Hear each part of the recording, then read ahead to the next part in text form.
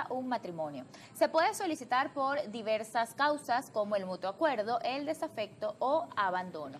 Bueno, y vamos a hablar sobre este tema. Está en el estudio el especialista, es el abogado Jorge de Benich. Bienvenido, abogado. Gracias. Abogado, ¿cómo solicitar un divorcio en Venezuela si una de las partes no está de acuerdo? Bueno, fíjate lo siguiente. En principio se solicitaba que el divorcio fuera algo como una especie de juicio contencioso, ¿sí? Es decir, con muchas peleas, inclusive entre los esposos. Sin embargo, a raíz de los últimos avances de la Sala Constitucional del Tribunal Supremo de Justicia, hoy en día es posible solicitar el divorcio así el otro cónyuge no esté de acuerdo, que es lo que se denomina el divorcio por desafecto.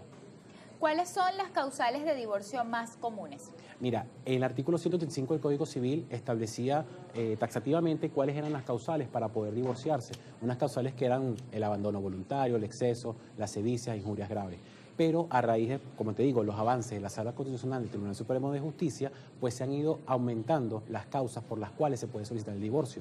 Entre ellas tenemos, como lo mencionas, el mutuo consentimiento, también el desafecto, inclusive otras vías jurídicas como el divorcio 185A o la separación de cuerpos. O sea, hay diferentes modalidades, pero hoy en día basta con que uno solo de los cónyuges diga, no quiero mantener el vínculo para que pueda procederse al divorcio como tal.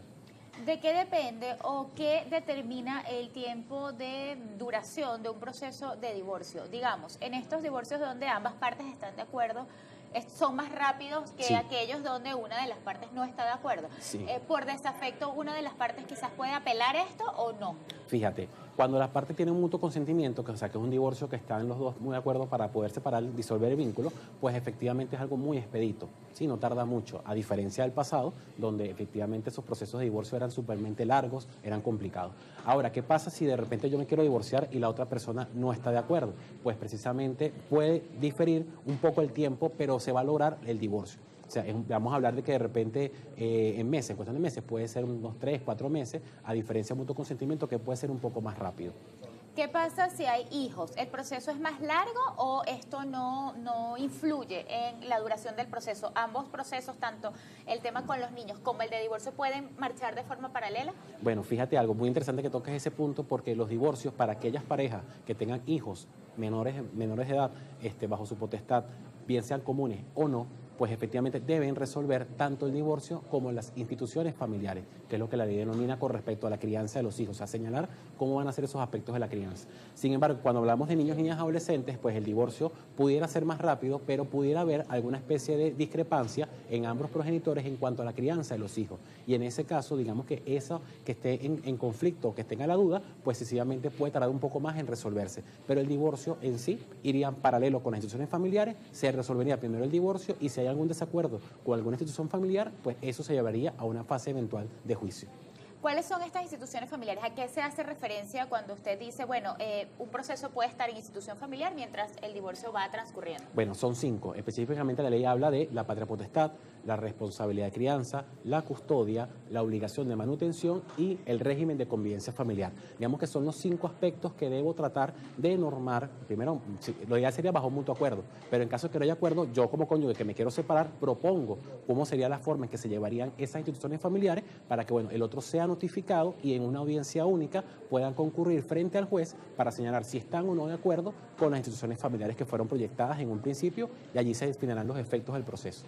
¿La responsabilidad de crianza, la manutención, son obligaciones o una de las partes puede renunciar a esto? Son obligaciones, tienen que estar previstas, digamos que la patria potestad es ese conjunto de deberes y derechos inherentes a la condición de padres. Ya el hecho de yo tener un hijo menor de edad implica que yo debo, si quiero tramitar el divorcio, debo ir a acudir también al Tribunal de Protección de Niños, Niñas, Adolescentes a señalar cómo se van a realizar las instituciones familiares en beneficio de nuestros hijos.